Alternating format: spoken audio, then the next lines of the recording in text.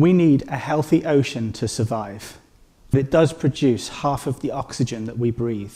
It's food for 3 billion people, livelihood for 12% of the world's population. It's buffered more than 30% of the carbon emissions we've created since the Industrial Revolution, and buffered more than 90% of the excess heat due to global warming. Our future relies on a healthy ocean, and yet human activities are causing devastating declines in marine ecosystems. Illegal fishing and overfishing deplete fish stocks. Their bycatch undermine ecosystems, and destructive fishing practices devastate the sea floor, leaving it a barren wasteland. This undermines food security and livelihoods for coastal and indigenous populations. And worse, these practices cut out the top and bottom of the food chain, causing decline across entire ecosystems and affecting the ocean's ability to support life on this planet. On top of this, the shipping industry creates 1 billion tonnes of CO2 equivalent every year. Ships leak oil and fuel into ecosystems. They transport invasive species and biosecurity hazards. Thousands of whales are struck by ships every year, and tens of thousands of vessels pass through marine protected areas and vulnerable marine ecosystems every day. So when inevitable accidents do happen, like this tanker running aground in Mauritius in 2020, thousands of species are put at risk in one moment. The good news is that most of this human activity is already regulated. It's just that weak enforcement allows the destruction to persist. Today, marine enforcement is hampered by the belief that you can't see what's going on over the horizon. The patrol vessels have to happen across illegal activities in order to prosecute, and that courts reject digital evidence. It's widely reported that we know more about the moon than we do about the ocean, and that's not really true. With modern technology, satellites and drones, we can see the entire surface of the ocean. We can detect illegal activities, but more, we can trace those vessels back to the ports, where you can intercept them, you can inspect them and gather physical evidence to support the digital evidence in court. Over the past 5 years, there's been an exponential growth in technology. There are now thousands of satellites looking down on us in all manner of ways. The growth in AI and machine learning means we can draw insights from this data in ways we could never have done in the past. And while, of course, there are concerns about the growth of things like generative AI, it's important to recognise that these kinds of AI are much smaller. They require less processing. They've been safely designed to do this one job. And so now we can see what's going on the ocean in unprecedented detail. So it allows regulators to change their focus from detecting issues to enforcing the law. And Ocean Mind is powering this transition. Over the past decade, we've been working with marine enforcement authorities and the seafood industry to help them with precise, actionable insights that they can take rapid action over. This precision regulation allows for effective enforcement even with limited resources by focusing on the threats that matter and using global scale technology.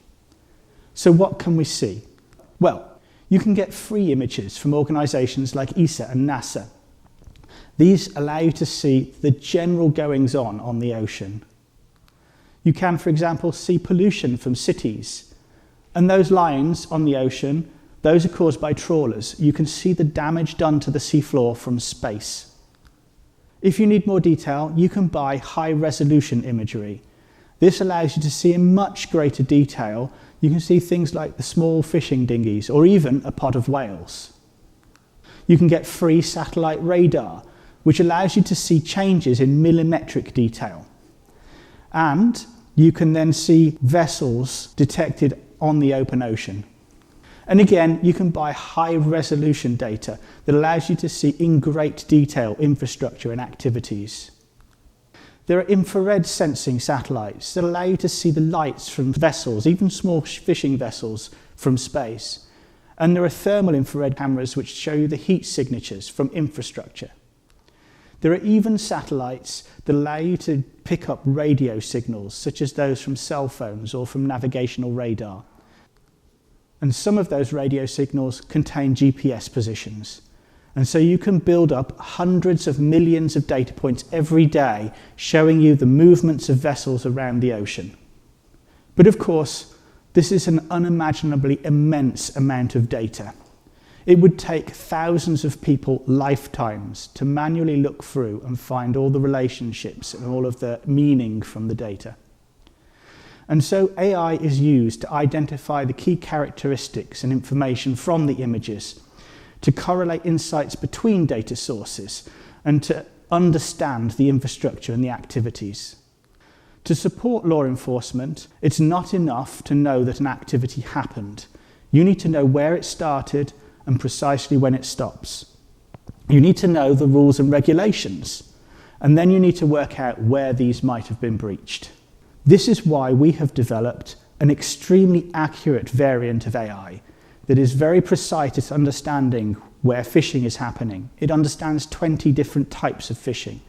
It understands refueling and resupply operations, transshipments, different characteristics of shipping, and many other vessel behaviours that you can compare with the regulations to identify illegal activities and damage to the marine environment.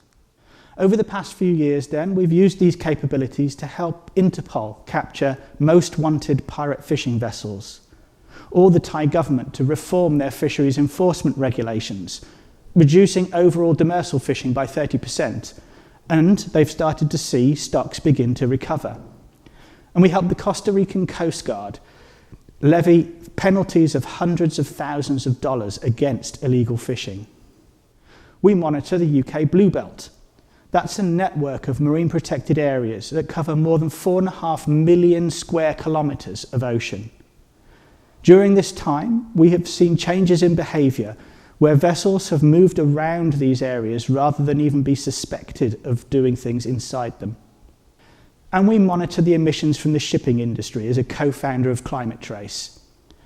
Climate Trace provides monthly emissions data for every country, every province, every major city, every major emitting asset on the planet. That's monthly emissions data for 660 million facilities worldwide.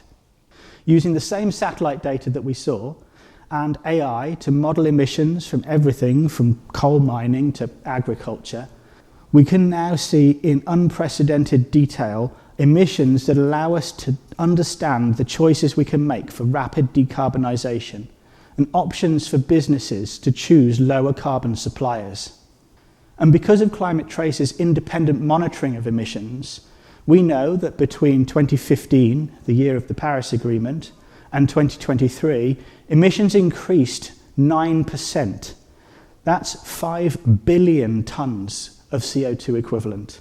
And there's no sign of peak. We also know that the oil and gas sector have underreported by almost 3 times. This is mostly due to a lack of methane reporting regulations. In its weakened state, this increased emissions and increasing heat are having a profound effect on the ocean. There are thousands of regulations governing sustainable use of the ocean. The missing link is effective enforcement. If the principles of precision regulation were applied to all marine activities, then we would see a fundamental shift in humanity's relationship with the ocean. We could go from one of extraction to one of regeneration. It's been proven time and again that if we give the ocean space to breathe, it will recover quickly. In as little as 10 years, we could see thriving ecosystems and restored biodiversity. This would give the ocean the strength to adapt to climate change and continue to slow its effects. Precision regulation already exists. We have all of the data, all of the satellites, the AI, the people, the regulations, they already exist. What we need is you, everybody here, everybody listening, to share the word, to help get the message out. This is something that we can do now. This is something that we can bring that will change how we interact with the ocean. Thank you.